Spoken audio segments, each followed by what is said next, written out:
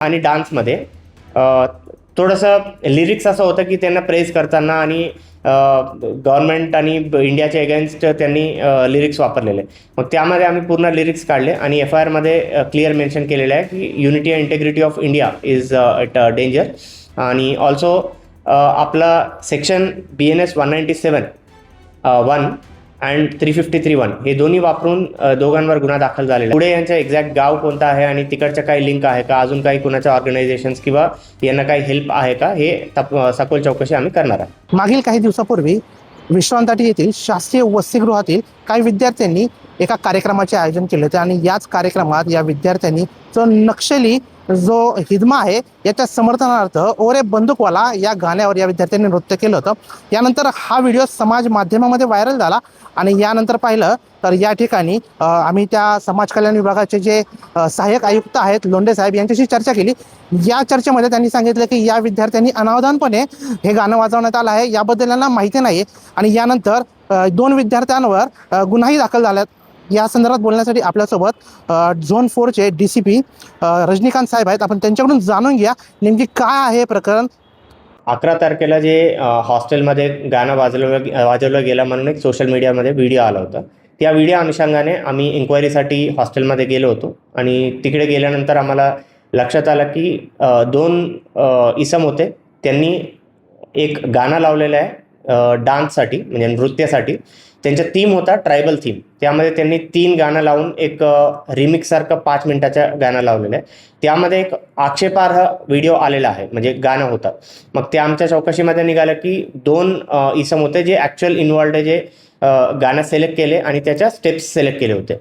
मग त्यांच्या चौकशीमधून आम्ही त्यांच्या पूर्ण लिरिक्स काढले होते जे आक्षेपार्ह आहे. आणि त्या लिरिक्समधून आम्ही एक लिरिक्समध्ये असा निदर्शनात आलेला आहे की जे आमच्या PLGAचे कमांडर होते, माडवी हिडमा म्हणून, किंवा नक्षलवादीच्या लीडर होते.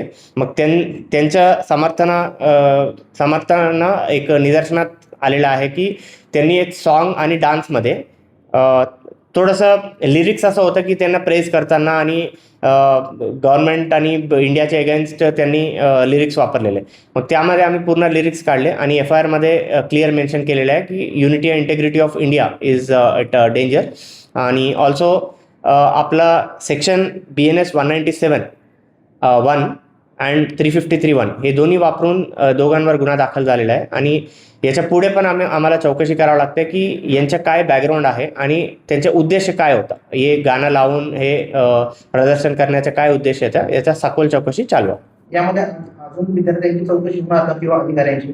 मग याच्यामध्ये जे इन्व्हॉल्ड होते आम्ही इन्क्वायरीला सर्वांना एकदा चेक करून घेतो, यांचा उद्देश काय होता, याच्यामध्ये अजून कोणाचा इन्व्हॉल्वमेंट आहे का, हे सर्व तपासात निघणार आहे बाहेर. यामध्ये 2 विद्यार्थ्यांना गुन्हा दाखल झाला आहे. हे दोन्ही मूळ गडचिरोलीचे रहिवासी आहेत. नेमकं हे कनेक्शन कुठं माओवाद्याशी कनेक्टेड आहे का किंवा इतर कोणत्या संघटनेशी कनेक्टेड आहे का याबद्दल नाही. येस, आम्ही आता गडचिरोलीचा बॅकग्राऊंड फक्त प्रायमा फेसी आम्हाला माहीत पडलं की हे दोन्ही गडचिरोलीचे आहेत. तरी आम्ही पुढे यांचं एक्झॅक्ट गाव कोणता आहे आणि तिकडच्या काही लिंक आहे का, अजून काही कुणाच्या ऑर्गनायझेशन्स किंवा यांना काही हेल्प आहे का, हे सखोल चौकशी आम्ही करणार आहे. समाज कल्याण विभागाचे सहाय्यक आयुक्त आहेत यांनी काल सांगितलं आहे की या विद्यार्थ्यांनी हे अनावधानपणे केलं आहे. या विद्यार्थ्यांना कोणत्याही प्रकारची माहिती नव्हती. आज डिजिटल युग आहे, फक्त नाव सुद्धा टाकलं तरी ही माहिती संपूर्ण मिळते. अशा प्रकारे त्यांनी विद्यार्थ्यांना लपवण्याचा प्रयत्न केला आहे. याबद्दल काय अधिकची चौकशी होणार? चौकशी 100% होणार. आम्ही याच्यामध्ये जे प्रायमा फेसी आम्हाला दिसला त्या सॉन्गवरून आम्ही केलेलं आहे. याचा उद्देश काय आम्हाला तपासावरूनच निघणार आहे. तर 100% आम्ही प्रत्येक लिंक जे आहे ते तपासावरून काढून आम्ही कारवाई करतो. मागील काही दिवसापूर्वी विश्रांती येथील शासकीय वसतिगृहातील काही विद्यार्थ्यांनी एका कार्यक्रमाचे आयोजन केले होते आणि याच कार्यक्रमात या विद्यार्थ्यांनी जो नक्षली जो हिदमा आहे याच्या समर्थनार्थ ओरे बंदूकवाला या गाण्यावर या विद्यार्थ्यांनी नृत्य केलं होतं. यानंतर हा व्हिडिओ समाज माध्यमामध्ये व्हायरल झाला आणि यानंतर पाहिलं तर या ठिकाणी आम्ही त्या समाज कल्याण विभागाचे जे सहाय्यक आयुक्त आहेत लोंढे साहेब यांच्याशी चर्चा केली. या चर्चेमध्ये त्यांनी सांगितलं की या विद्यार्थ्यांनी अनावधानपणे हे गाणं वाजवण्यात आलं आहे, याबद्दल यांना माहिती नाही आणि यानंतर 2 विद्यार्थ्यांवर गुन्हाही दाखल झाल्यात. या संदर्भात बोलण्यासाठी आपल्यासोबत झोन 4चे DCP रजनीकांत साहेब आहेत. आपण त्यांच्याकडून जाणून घ्या नेमकी काय आहे प्रकरण. 11 तारखेला जे हॉस्टेलमध्ये गाणं वाजवलं गेलं म्हणून एक सोशल मीडियामध्ये व्हिडिओ आला होता. त्या व्हिडिओ अनुषंगाने आम्ही इन्क्वायरीसाठी हॉस्टेलमध्ये गेलो होतो आणि तिकडे गेल्यानंतर आम्हाला लक्षात आलं की 2 इसम होते. त्यांनी एक गाणं लावलेलं आहे डान्ससाठी, म्हणजे नृत्यासाठी. त्यांचा थीम होता ट्रायबल थीम. त्यामध्ये त्यांनी 3 गाणं लावून एक रिमिक्ससारखं 5 मिनिटाचं गाणं लावलेलं आहे. त्यामध्ये एक आक्षेपार्ह व्हिडिओ आलेला आहे, म्हणजे गाणं होतं. मग ते आमच्या चौकशीमध्ये निघालं की 2 इसम होते जे ॲक्च्युअल इन्व्हॉल्ड जे गाणं सिलेक्ट केले आणि त्याच्या स्टेप्स सिलेक्ट केले होते. मग त्यांच्या चौकशीमधून आम्ही त्यांच्या पूर्ण लिरिक्स काढले होते जे आक्षेपार्ह आहे. आणि त्या लिरिक्समधून आम्ही एक लिरिक्समध्ये असा निदर्शनात आलेला आहे की जे आमच्या PLGAचे कमांडर होते, माडवी हिडमा म्हणून, किंवा नक्षलवादीच्या लीडर होते. मग त्यांच्या समर्थनानं एक निदर्शनात आलेलं आहे की त्यांनी एक सॉन्ग आणि डान्समध्ये थोडंसं लिरिक्स असं होतं की त्यांना प्रेज करताना आणि गव्हर्नमेंट आणि इंडियाच्या एगेन्स्ट त्यांनी लिरिक्स वापरलेले. मग त्यामध्ये आम्ही पूर्ण लिरिक्स काढले आणि FIRमध्ये क्लिअर मेन्शन केलेलं आहे की unity and integrity of India is at danger. आणि ऑल्सो आपला सेक्शन BNS 197(1) अँड 353(1) हे दोन्ही वापरून दोघांवर गुन्हा दाखल झालेला आहे. आणि याच्या पुढे पण आम्हाला चौकशी करावं लागते की यांचं काय बॅकग्राऊंड आहे आणि त्यांचे उद्देश काय होता. हे गाणं लावून हे प्रदर्शन करण्याचा काय उद्देश येतं, याचा सखोल चौकशी चालू आहे. यामध्ये अजून विद्यार्थ्यांची चौकशी होणार किंवा अधिकाऱ्यांची. मग याच्यामध्ये जे इन्व्हॉल्ड होते, आम्ही एन्क्वायरीला सर्वांना एकदा चेक करून घेतो यांचा उद्देश काय होता, याच्यामध्ये अजून कोणाचा इन्व्हॉल्वमेंट आहे का, हे सर्व तपासात निघणार आहे बाहेर. यामध्ये 2 विद्यार्थ्यांना गुन्हा दाखल झाला आहे. हे दोन्ही मूळ गडचिरोलीचे रहिवासी आहेत.